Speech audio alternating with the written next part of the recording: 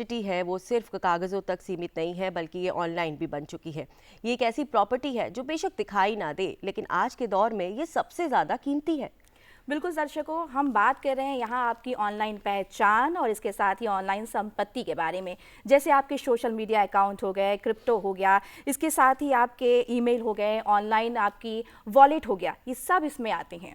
बिल्कुल, आज हम अपनी डिजिटल दुनिया बना रहे हैं, लेकिन कभी आपने सोचा है कि अगर अचानक हमें कुछ हो जाए तो इसका क्या?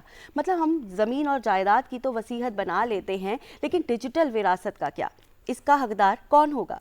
बिल्कुल, और आज इसी महत्वपूर्ण विषय यानी कि ऑनलाइन पहचान और संपत्ति कौन होगा वारिस, इस पर चर्चा करने के लिए हमारे साथ स्टूडियो में मौजूद हैं हमारे खास मेहमान advocate Anuj Agarwal ji, supreme court of India से। सर, बहुत बहुत स्वागत है आपका डीडी मॉर्निंग शो में। बहुत बहुत स्वागत है आपका सर। तो पहला सवाल तो आपसे यही है कि आजकल की जो टेक्नोलॉजी की दुनिया है, इसमें डिजिटल पहचान आखिर है क्या? देखिए, हम सभी अभी तक किसी न किसी फिजिकल चीज के माध्यम से जाने जाते थे, नाम, पता वगैरह वगैरह। अब हमारी पहचान होती है हमारे फोन नंबर से, हमारी ईमेल आईडी से। जब हम किसी को कॉल करते हैं और वो हमारा फोन नंबर अपनी स्क्रीन पर देखता है तो पता चल जाता है किसका फोन आ रहा है। जब हम अपनी ईमेल भेजते हैं तो पता चल जाता है कहाँ से मैसेज आया, किससे क्या बात करनी है। तो अब पहचान डिजिटल हो चुकी है, दुनिया वर्चुअल हो चुकी है, और यही एक डिजिटल पहचान हर व्यक्ति कैरी कर रहा है। बिल्कुल। तो एक सवाल ये भी है कि अगर हम ऑनलाइन विरासत की बात करें तो ये अवधारणा कैसे आई, और ये अवधारणा क्या है, और हमारे देश के कानून में ये कैसे आई? देखिए, एक चीज हमें समझनी चाहिए कि जब व्यक्ति जीवन में कुछ अच्छा काम करता है, और जैसा कि अभी भी आपने कुछ महान व्यक्तियों के बारे में बताया, तो वो एक इक्विटी अपने बारे में क्रिएट करता है, अपनी एक पहचान बनाता है, और वो बहुत लंबे समय तक लोग उसको जानते हैं। किसी के नाम से जानते हैं, किसी के काम से जानते हैं, जगह कोई बनाता है, कोई बड़ा किला बनाता है। तो इसी प्रकार से जब दुनिया वर्चुअल हो गई तो पहचान हमारी बनेगी वर्चुअल दुनिया में, डिजिटल पहचान बनेगी। तो अगर डिजिटल पहचान है तो किसी के ना रहने पर उसको पहचानने के लिए उस पहचान को, उस लेगेसी को कैरी करना जरूरी है, और उसकी विरासत को कोई ना कोई, किसी न किसी को वो देकर जाएगा, ताकि वो उसको संभाल कर रख सके, आगे बढ़ा सके, और उसका मिसयूज भी रोक सके। तो इसलिए जो विरासत है वो डिजिटल विरासत भी एक कॉन्सेप्ट है जिसकी अब बहुत आवश्यकता है। बिल्कुल। तो ये जो हमारे डिजिटल एसेट्स हैं, क्या इन्हें हम प्रॉपर्टी कह सकते हैं अपनी? आप बिल्कुल कह सकते हैं। प्रॉपर्टी हर वो चीज होती है जो किसी के काम आ सकती है, किसी का अधिकार हो सकती है, जिसकी कोई वैल्यू है। तो अगर डिजिटल हमने ऐसा कुछ काम किया है, ऐसी पहचान बनाई है जिसको कि आगे किसी के काम में लाया जा सके, जिसकी कोई वैल्यू क्रिएट हो गई है, तो वो निश्चित रूप से एक प्रॉपर्टी है। इंटेंजिबल जरूर है, इमूवेबल है, लेकिन बिल्कुल प्रॉपर्टी है, और वो इनहेरिटेबल। तो कानूनी तौर पर इसे प्रॉपर्टी माना जाता है। देखिए, इसमें जो अभी चूंकि एक नया सब्जेक्ट है, तो आज अगर ये कहना कि एक्स या वाई या जेड कानून में ऐसा लिखा हुआ है, तो ऐसा नहीं है। लेकिन प्रॉपर्टी की जो डेफिनेशन है, प्रॉपर्टी की जो परिभाषा कानूनों में है, उसमें धीरे धीरे ये लिखा भी जाएगा, लेकिन इसकी मान्यता मिलना शुरू हो चुकी है। तो आज हम ये कह सकते हैं कि जो हमारी डिजिटल पहचान है उसको हम विरासत के तौर पे आगे बढ़ा सकते हैं, सुरक्षित भी रख सकते हैं, किसी को दे भी सकते हैं। बिल्कुल। तो सवाल यहाँ पर एक ये भी है कि डिजी लॉकर में जो डॉक्यूमेंट्स रखे गए होते हैं, उसकी कानूनी कस्टडी जो है वो किसकी होती है, और मृत्यु के बाद ये अधिकार किसको मिलता है? देखिए, डिजी लॉकर में बहुत ही महत्वपूर्ण निजी जानकारी और सर्टिफिकेट्स होते हैं जो व्यक्ति की अपनी पहचान होते हैं, और उसका मिसयूज रोका जाना बिल्कुल जरूरी है।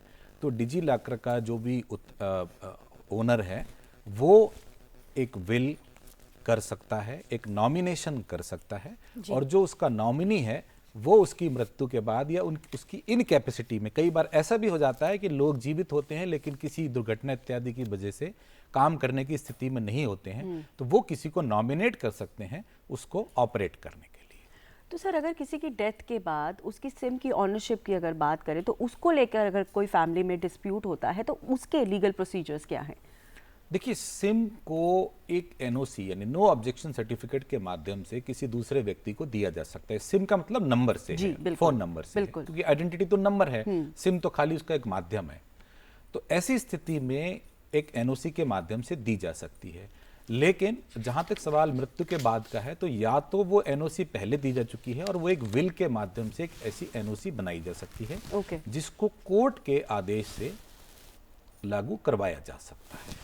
तो इसलिए एक आपको विल लिखनी पड़ेगी, अपनी इच्छा जाहिर करनी पड़ेगी कि आप किसको इसको देना चाहते हैं, और उसके बाद कंपनी में जाकर आप उस विल को दिखा सकते हैं या फिर एक कोर्ट से आदेश ले सकते हैं कि वो किसके नाम में ट्रांसफर किया जा सकता है। तो मतलब आप ये कहना चाहते हैं कि जिस तरह से एक इंसान अपनी विल बनाता है, अपनी प्रॉपर्टीज डिवाइड करता है, उसी तरह से अब हम अपनी सिम जो है उसकी भी ऑनरशिप अपनी विल में लिखेंगे कि इसका हक हमारे जाने के बाद इसको होगा। बिल्कुल आपने सही कहा। हमारी जो भी डिजिटल आइडेंटिटीज हैं और डिजिटल एसेट्स हैं जी, उनको हमें हमारे बाद उनका क्या होना चाहिए, क्या इस्तेमाल होना चाहिए, यूज होना चाहिए और किस तरह से उनका मिसयूज रोकना है जी। उसके बारे में विचार करना चाहिए और अपने उस विचार को अपनी विल के माध्यम से व्यक्त करते हुए लिखना चाहिए।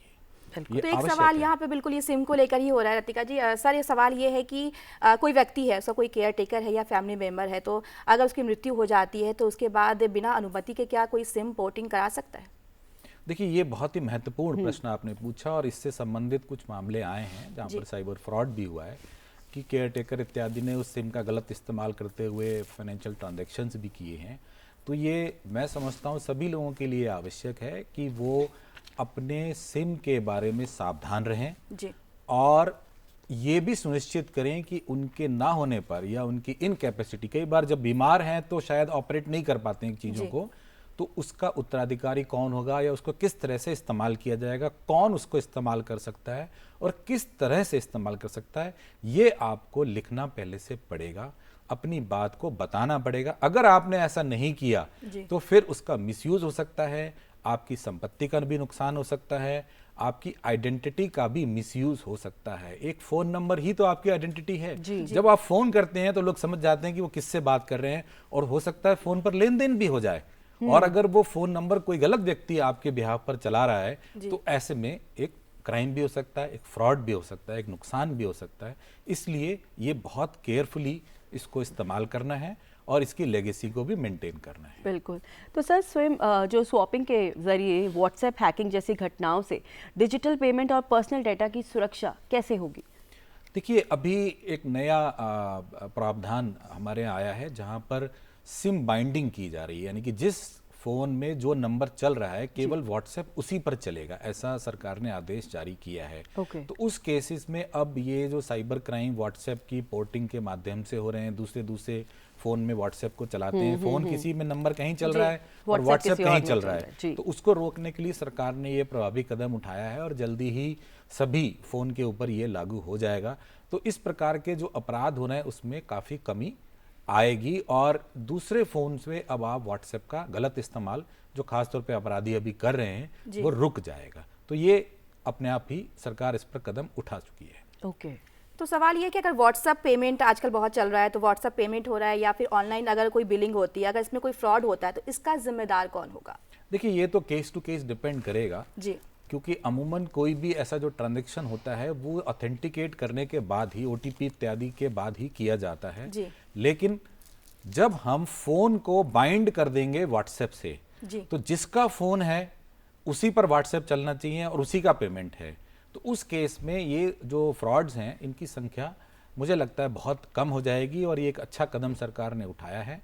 और ये चूंकि व्हाट्सएप एक पेमेंट का माध्यम बनता चला जा रहा है, काफ़ी एजेंसी इसको यूज़ कर रही हैं, कन्वीनियंट है लोगों के लिए क्योंकि करीब करीब सभी लोग इस प्रकार की सुविधा का इस्तेमाल कर रहे हैं। तो इसका जो है रोकने का ये जो सरकार ने प्रभावी कदम उठाया है, मुझे लगता है इसका बहुत पॉजिटिव इफेक्ट आएगा। बिल्कुल। तो जैसे अभी आपने सर बात की, आपने कहा कि जो मोबाइल नंबर होता है वो हमारी आइडेंटिटी होती है, बिल्कुल जो हमें कॉल करता है उससे पता चलता है कि हम बात कर रहे हैं। तो क्या कहें कि हमारी जो विल अब आगे जैसे बनेगी आगे आने वाले समय में, तो उसमें हमारा जो मोबाइल नंबर है उसे अगर हम मेंशन करते हैं तो कानूनी तौर पर क्या वो मान्य है? बिल्कुल मान्य है। मोबाइल नंबर को आप अपनी मर्जी से, अपनी स्वेच्छा से किसी दूसरे को ट्रांसफ़र कर सकते हैं, बेच नहीं सकते जी। Mobile number is not sellable but it is transferable. आप इसे किसी दूसरे व्यक्ति को दे सकते हैं, खासतौर पे ब्लड रिलेटिव्स को दे सकते हैं। तो ऐसी इच्छा अगर आप जाहिर करते हैं तो सब्जेक्ट टू पेमेंट ऑफ जो भी चार्जेस होते हैं वो फ़ोन नंबर उस व्यक्ति के पास चला जाएगा और वो उसका इस्तेमाल आगे करते रहेंगे और वो एक आइडेंटिटी बनी रहेगी। ओके। तो एक सवाल यहाँ पे ये भी है कि अगर हमारे जो ईमेल अकाउंट्स हैं या फिर हमारे सोशल मीडिया जो अकाउंट्स हैं, तो क्या कोई व्यक्ति अपनी वसीयत में उसको ऑनलाइन संपत्ति के तौर पे शामिल कर सकता है? देखिए, इस पर अलग अलग राय जाहिर करते चले आए हैं और सर्विस प्रोवाइडर्स तरह तरह का इस पर व्यूज़ लेते रहते हैं। उन्होंने अपने कुछ टर्म्स एंड कंडीशंस बना रखे हैं। कई सर्विस प्रोवाइडर्स ये ऐसा मानते हैं कि अगर किसी व्यक्ति की मृत्यु हो जाती है तो फिर उसका अकाउंट नहीं यूज़ होना चाहिए, क्योंकि ये प्राइवेसी के तहत आता है और जो मृत व्यक्ति है उसकी अपनी भी कुछ प्राइवेसी होती है और अगर दूसरा कोई व्यक्ति उसको चला रहा है तो उससे उसकी प्राइवेसी की हानि होती है। जबकि कुछ लोगों का ये मानना है कि प्राइवेसी पब्लिक के लिए है, लेकिन जो आपके अपने हैं उनसे तो आप अपनी निजी बात कहते ही हैं, उन्हें तो आप अपने अधिकार देते ही हैं। तो अगर ये एक प्रकार की संपत्ति है, प्रॉपर्टी है, एक राइट है, तो क्यों नहीं ये आगे बढ़ाया जाए। तो कुछ जो सर्विस प्रोवाइडर्स हैं वो इस बात को मानते हैं और इसको अलाउ करते हैं और कुछ अभी इसको अलाउ नहीं करते हैं। तो आप अगर अपनी इस संपत्ति को आगे ले जाना चाहते हैं तो ऐसे सर्विस प्रोवाइडर्स के साथ चलिए जो आपके इस अधिकार को सम्मान करते हैं, मानते हैं और आपको इसका वसीयत में ले जाने देते हैं। आप तो मेंशन करिए ही करिए। मैं तो ये कहूँगा कि हर व्यक्ति को ये प्रयास तो करनी चाहिए, क्योंकि निश्चित रूप से ये एक अधिकार है, ये एक राइट है, ये एक प्रॉपर्टी है और ये वैल्यूएबल है। बिल्कुल। और परिवार की चीज है। जी बिल्कुल। क्यों तो नहीं इसको परिवार आगे की तो चलाएं? सर आपने यहाँ पे बात की कि परिवार तो ठीक है, जब आपका सिम जैसे मोबाइल नंबर्स की हमने बात की तो वो ऑटोमेटिकली वैसे जाता तो परिवार के पास ही। क्या इसमें ऐसा भी कोई प्रावधान है कि हाँ, अगर हमें अपना मोबाइल नंबर किसी थर्ड पार्टी के नाम करना हो तो क्या वो भी प्रावधान इसके अंदर है? वो भी प्रावधान है, लेकिन वो विल के माध्यम से उचित नहीं माना जाएगा, क्योंकि विल सक्सेशन एक्ट के हिसाब से लिखी जाती है और वो सक्सेशन एक्ट में आप किसको अपनी संपत्ति दे सकते हैं उसका एक प्रावधान दिया हुआ है, लेकिन थर्ड पार्टी को भी दिया जा सकता है। ओके। तो अगर आपने अपनी स्वेच्छा से किसी थर्ड पार्टी को देना निश्चित किया है तो उस पर कोई रोक टोक नहीं है। तो सर क्रिप्टो, एनएफटी और डिजिटल वॉलेट जैसे जो एसेट्स हैं, इनकी पहचान और इनहेरिटेंस की जो प्रक्रिया है वो कैसे तय होगी? देखिए, क्रिप्टो को तो हमारे देश में ऑलरेडी वर्चुअल डिजिटल एसेट्स के तौर पे मान्यता मिल चुकी है, कानूनी मान्यता मिल चुकी है और वो भी एक इंटेंजिबल एसेट्स हैं या मूवेबल एसेट्स हैं। तो जिस प्रकार से दूसरी एसेट्स जैसे बैंक अकाउंट्स वगैरह हैं वो ट्रांसफ़र हो सकते हैं या इनहेरिट हो सकते हैं, उसी तरह से क्रिप्टो भी पूरी तरह से इनहेरिट किए जा सकते हैं। उसको विल में लिखा जा सकता है, परिवार के या परिवार के बाहर के किसी भी सदस्य को जो व्यक्ति है अपनी स्वेच्छा के हिसाब से दे सकता है। डिपेंड करता है कि उसकी लीनियंसी आपके सेल्फ एक्वायर्ड है या आपको इनहेरिटेंस में मिला है, तो जो उसका कानून है उसी के आधार पर आप उसको निश्चित रूप से अपने परिवार को या थर्ड पर्सन को दे सकते हैं। ये तो ऑलरेडी इसकी मान्यता मिल चुकी है कानून में। बिल्कुल। तो सवाल यहाँ पे ये कि अगर कोई व्यक्ति है, उसकी मृत्यु हो जाती है तो उसके बाद जो उसकी ऑनलाइन प्रॉपर्टी है और उसकी फैमिली मेंबर में जो जीवित है उसको कैसे इसका अधिकार मिलेगा? देखिए, जो सबसे अच्छा तरीका माना जाता है किसी भी संपत्ति के हस्तांतरण का मृत्यु के बाद, वो एक विल है कि जो व्यक्ति जीवित रहते समय ही अपनी इच्छा प्रकट कर देता है कि वो कौन सी संपत्ति अपनी किसको देना चाहता है। उसके लिए कुछ नियम और कानून पहले से बने हुए हैं। अब सवाल ये आता है कि कभी अगर ऐसी स्थिति आती है कि व्यक्ति विल नहीं कर पाता है और वो इनकैपेसिटेट हो जाता है या उसकी मृत्यु हो जाती है, तो उसके लिए सक्सेशन एक्ट बना हुआ है। एक इंडियन सक्सेशन एक्ट है और इसके अलावा ये कुछ रिलीजियस लाइंस पे भी कानून इसमें बने हुए हैं, हिंदू सक्सेशन एक्ट है, दूसरे हैं। तो वो फिर उसके आधार पर ही संपत्ति का जो है वो हस्तांतरण मृत्यु के बाद किया जाता है, तो उसमें फिर कानूनी प्रक्रिया लागू होती है। तो विल अगर व्यक्ति ने स्वयं लिख दी है, किसी को भी वो दे सकता है, अपने परिवार के लोगों को या बाहर के लोगों को भी। अदरवाइज अगर उसने विल नहीं लिखी है तो फिर जो कानून है सक्सेशन के, उसके हिसाब से ही उसका हस्तांतरण होता है और अगर उसका कोई वारिस नहीं होता है तो वो फाइनली सरकार के पास ट्रांसफर हो जाता है। ओके। तो सर डीपीडीपी एक्ट जो 2023 के तहत किसी व्यक्ति के डिजिटल आइडेंटिटी डेटा की सुरक्षा कैसे सुनिश्चित की जा सकती है? बहुत अच्छा सिग्निफिकेंट कदम इस कानून के माध्यम से आया और आपने बड़ा अच्छा प्रश्न भी किया है कि इसमें डिजिटल डेटा प्रोटेक्शन एक्ट, यानी जो हमारी डिजिटल आइडेंटिटी है, सबसे पहले तो उसकी क्या मान्यता है उसको परिभाषित किया गया। तो ये एक अभी तक निजी जानकारी क्या होती है इस पे कोई परिभाषा कानून के माध्यम से नहीं थी। तो ये अब बिल्कुल स्पष्ट हो गया है कि हर वो चीज़ जिससे मैं आइडेंटिफाई हो सकता हूँ एज एन इंडिविजुअल, वो मेरी पर्सनल डेटा में आएगी। तो उसमें फ़ोन नंबर भी हो सकता है, ईमेल भी हो सकती है, कोई भी ऐसी चीज़ जिससे मैं परिभाषित हो सकता हूँ डिजिटल दुनिया में, वो उसमें आ गई। दूसरा इन्होंने कहा है कि आप नॉमिनेट कर सकते हैं किसी को उन सभी अधिकारों के लिए जो इस कानून के माध्यम से डिजिटल डेटा की सुरक्षा के लिए सरकार ने, इस कानून ने हमारे देश के लोगों को दिए हैं। तो ये एक बहुत ही, मैं तो कहता हूँ, क्रांतिकारी बदलाव, क्योंकि डिजिटल निजता बहुत आवश्यक है और वही अब बची है, उसकी हमें सुरक्षा करनी है। तो उसके लिए ये प्रावधान इन्होंने दिया है कि आप किसी को नॉमिनेट कर सकते हैं आपकी मृत्यु के बाद या इनकैपेसिटी में, किस प्रकार से आपकी डिजिटल जो राइट्स है, डिजिटल जो डेटा है, जो निजता है, डिजिटल निजता जिसको हम लोग कहते हैं, उसको कैसे मैनेज करना है, ये आप विल कर सकते हैं, ये आप इंस्ट्रक्शन दे सकते हैं और उसको कानूनी मान्यता दी गई है। बिल्कुल। तो एक सवाल यहाँ पर यह भी है कि क्या बिना सहमति के मृत व्यक्ति के ऑनलाइन अकाउंट को एक्सेस किया जा सकता है? क्या इसे कानूनन अपराध माना जाता है? और इसके साथ ही मृत्यु के बाद सहमति कौन देगा? देखिए, मैंने जैसा कि आपको बताया कि बिना सहमति के तो आप इसका इस्तेमाल नहीं कर सकते। अब अगर उन्होंने कोई विल नहीं दी है, कोई इंस्ट्रक्शन नहीं इशू किए हैं, तो फिर कानून के जो कोर्ट बने हुए हैं वहां जाके इससे संबंधित आदेश लेना पड़ेगा। और जो कोर्ट का आदेश होगा इस बारे में कि कौन इसको ऑपरेट कर सकता है, किसको इसको ट्रांसफर करता है, वही सिर्फ इसका उत्तराधिकारी हो सकता है, अपने आप से नहीं। बिल्कुल, आपने ठीक कहा। और यहाँ एक सवाल और ये भी उठता है कि डिजिटल लेगेसी और इनहेरिटेंस डिस्प्यूट्स को हल करने के लिए हमारे देश के जो कानून है वो क्या कहता है? देखिए, कानून ये कहता है, जैसे कि पहले हमने बताया, कि या तो व्यक्ति अपने जीवित रहते समय ये इंस्ट्रक्शन दे दे कि उसके अधिकार किसे मिलेंगे, उसकी संपत्ति किसे मिलेगी, और अगर उसने ऐसा नहीं किया है तो सक्सेशन एक्ट प्ले में आता है। हिंदू सक्सेशन एक्ट जो हिंदू और बौद्ध सिख लोगों पर लागू होता है, इंडियन सक्सेशन एक्ट जो बाकी लोगों पे होता है, या फिर कुछ स्थानीय कानून समय समय पर इसके लिए बने हुए हैं, तो वो फिर कानून के हिसाब से ही उसका सक्सेशन मिलेगा।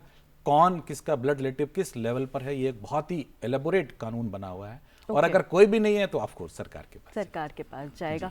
तो बिल्कुल आपने ठीक कहा। इसके अंदर तो इसका जो प्रोसीजर्स होते हैं, अगर ये सारी चीज़ें हमें करवानी हो तो क्या, किस तरह से प्रोसीजर चलता है? क्या ये जो नॉर्मल विल रहती है उसी की तरह ये मतलब इसका लीगल प्रोसीजर रहता है या कोई और तरीका है? देखिए, विल पूरी तरह से बनाने वाले की मर्जी पर निर्भर करती है। उसमें ऐसा आवश्यक नहीं है कि वो किसी ब्लड रिलेटिव को ही या किसी फर्स्ट लेवल के रिलेटिव को ही सारी संपत्ति या उस आधार पर देगा, वो उसकी अपनी पूरी तरह से मर्जी उसमें चलती है।